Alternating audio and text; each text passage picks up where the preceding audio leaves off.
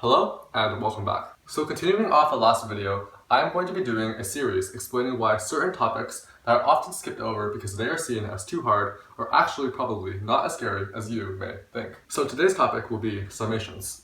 Now to start, I'm going to explain what a summation is. When I say summation, I am talking about sigma notation. Sigma notation refers to this symbol here. It looks like an M flipped on its side. So to use sigma notation, first you need a variable. So I'm going to use k. Then you have to set a number that is equal to. So for example, I'm going to set it to 1. And then you establish a top number. So let's say 5. I'll explain this later. And then on the inside, you need to have an expression. So here I'm going to write k squared. So what we are going to do here is take every integer value between this number and then apply it into this part. So for example, this is equal to 1 squared plus 2 squared plus 3 squared plus 4 squared plus 5 squared. Because it starts at 1 and ends at 5, and every term is this number squared for every integer between 1 and 5 inclusive. Alright, now I'm going to go over some summation formulas. Alright, so the first one is that the sum of the first n integers is equal to n times n plus 1 over 2. The second one is that the sum of the first n squares is equal to n times n plus 1 times 2n plus 1 over 6. And the third one, which is used less often, is that the sum of the first n cubes is equal to the sum of the first n integers squared, or n times n plus 1 over 2 all squared. Alright, with that being said, now let's get into some problems. Alright, and now the first problem is on the board, or above the board. Okay, so the first thing is to figure out what the question is asking. So the question is asking for how many different squares can be made on an 8x8 checkerboard, and how many rectangles can be made on an 8x8 checkerboard. So the first one that we are going to look for is the squares. So consider if we have an 8x8 square. Now since the checkerboard is an 8x8 square in and of itself, there is only one possible square that can be made. Now for a 7x7 square, there are 4 places where it can be. It can either be in the top left corner, in the top right corner, in the bottom right corner, and in the bottom left corner. All for a total of 4 squares. So by now, it is pretty clear that we are looking for a sum of squares. So we then evaluate the summation, I is equal to 0 up to 8 of I squared.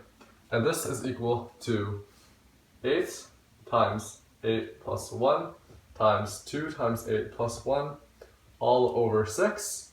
This is equal to 8 times 9 times 17 all over 6. And then we know that 6 is equal to 2 times 3. 9 is equal to 3 times 3, and 8 is equal to 2 times 4. So we can cancel out some terms to get 4 times 3 times 17, which is equal to 12 times 17, which is then equal to 204. So that is the number of squares that can be made in this checkerboard.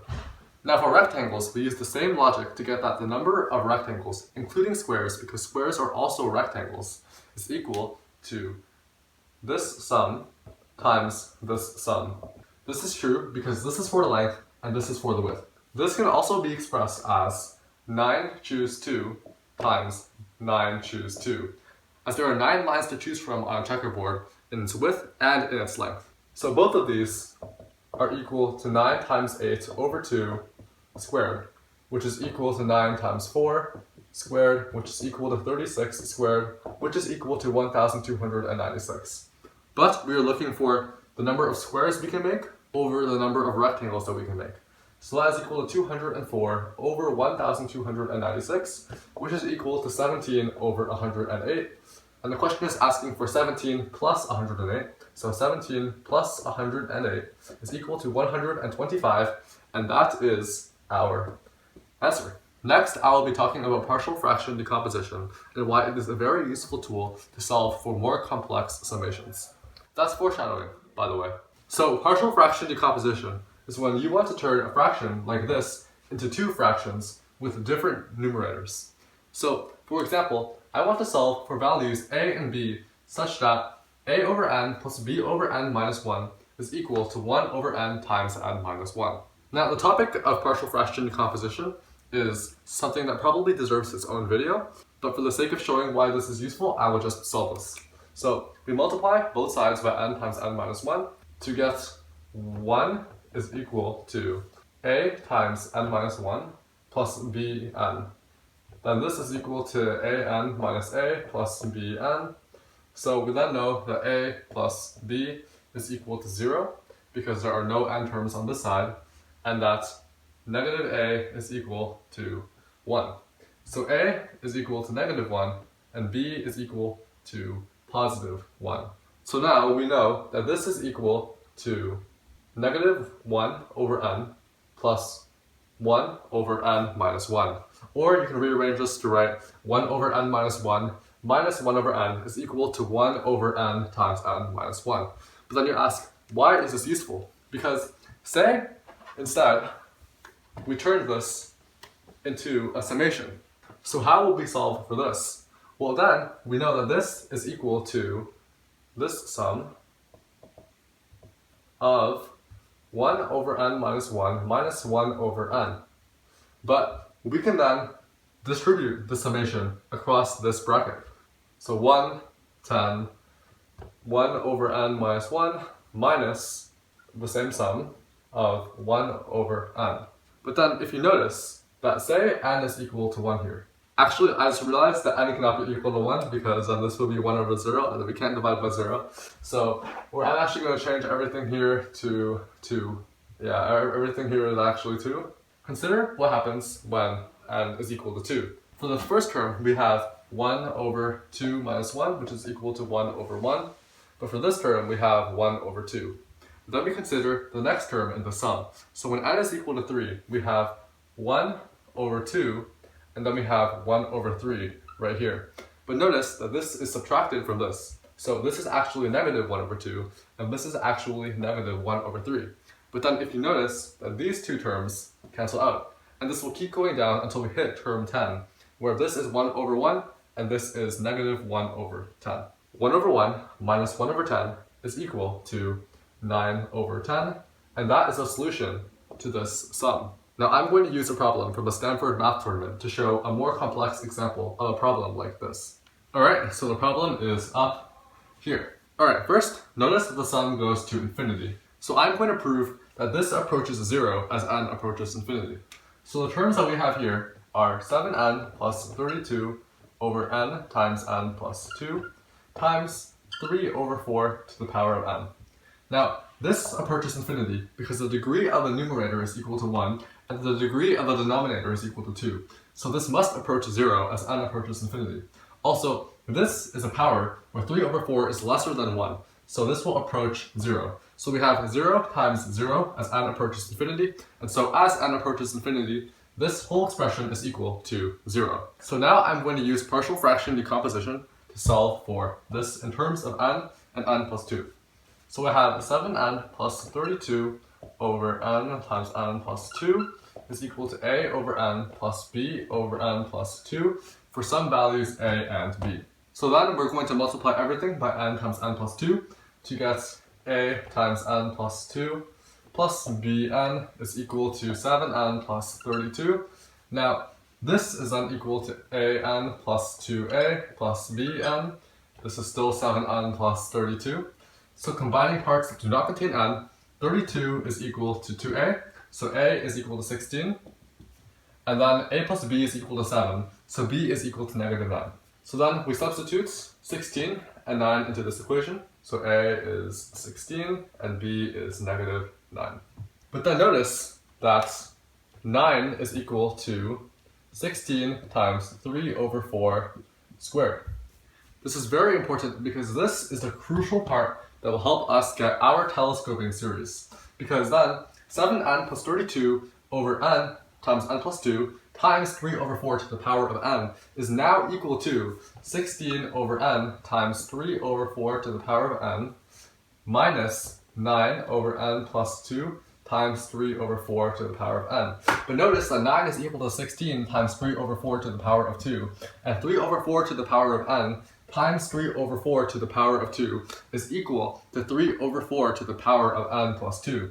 So what we can do here is substitute 16 times 3 over 4 to the power of 2 into this part of the summation. So this becomes 16, and this becomes n plus 2. But then we notice that 2 terms after this one, we get the negative version of this. So then, all we have left for this infinite summation is to solve for only the first and second terms of this part, because everything else will cancel out all the way to infinity. So then we calculate 16 over 1 times 3 over 4 plus 16 over 2 times 3 over 4 to the power of 2, and this is equal to 33 over 2, and we are done. Alright, lastly, I want to go into a summation that might be a little bit more complex. And so, our last problem is up here. Now, to those of you who are less familiar with complex numbers, if we have 2 plus I to the power of n, where n is a positive integer, this will always come out as a plus bi, no matter what n is, as long as n is a positive integer.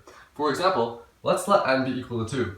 2 plus I times 2 plus I is equal to 4 plus 2i plus 2i plus I times I. Now, if you notice that I is equal to the square root of negative 1, so I times I, or I squared, is equal to negative 1.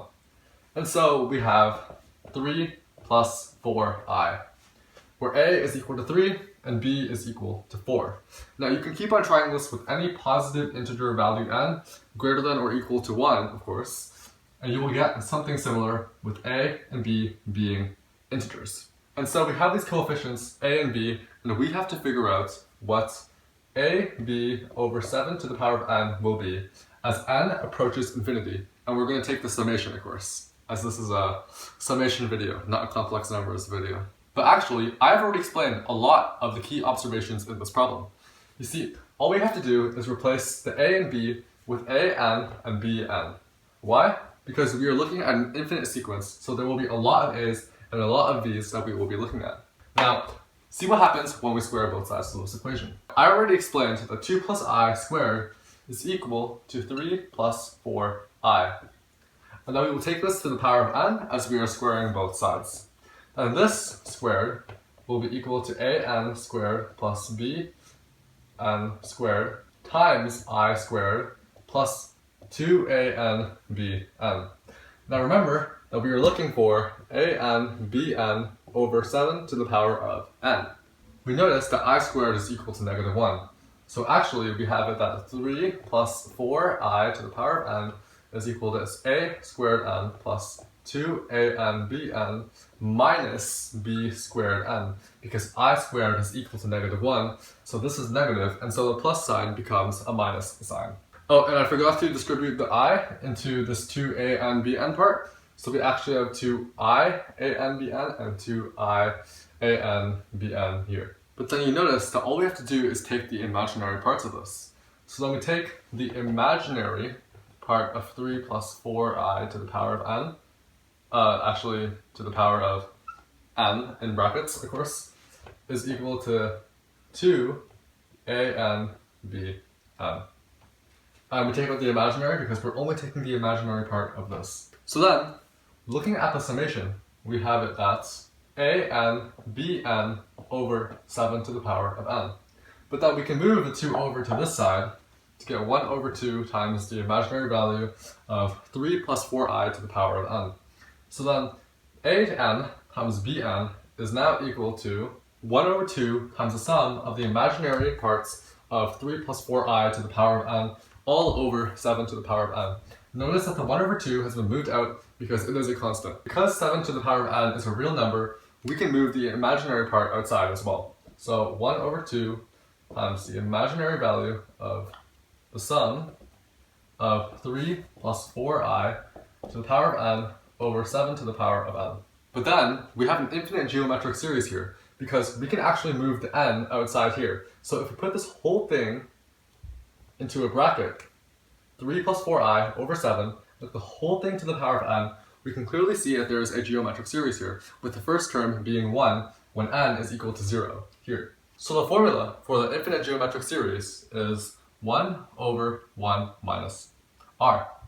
And in this case, r is equal to 3 plus 4i over 7. So then, we have it that this is equal to 1 over 2 times the imaginary value of 1 over 1 minus 3 plus 4i over 7. So then I'm going to move this to the top of the board so that I can solve for the imaginary value of this. This is equal to 1 over 2 times the imaginary value of 1 over 7 minus 3 plus 4i over 7. This is equal to 1 over 2 times the imaginary value of 7 over 4 minus 4i. And then we're going to move the 7 over 4 outside to get 7 over 8 times the imaginary value of 1 over 1 minus I. Then what is 1 over 1 minus I? Well, 1 over 1 minus I, we can multiply both sides by 1 plus I and 1 plus I to get 1 plus I over, using the difference of squares, 1 plus 1, which is equal to 2. So then the imaginary part of this is 1 over 2. So we get 7 over 8 times 1 over 2, which is equal to 7 over 16. And that is our answer. And so we are done. In this video, just like last video, I showed you that you can use skills that you might already know, like for example, partial fraction decomposition and telescoping series, or for example, your knowledge of complex numbers to solve summations like this. If you didn't know how to do fraction decomposition or work with complex numbers, that's okay, because these are actually pretty hard problems. And in this video, I use lots of other topics that I might cover in future videos. But the important thing is, now hopefully, you might feel a little bit more confident to tackle summation problems that you might see on math contests. Hopefully, I'll see you next time.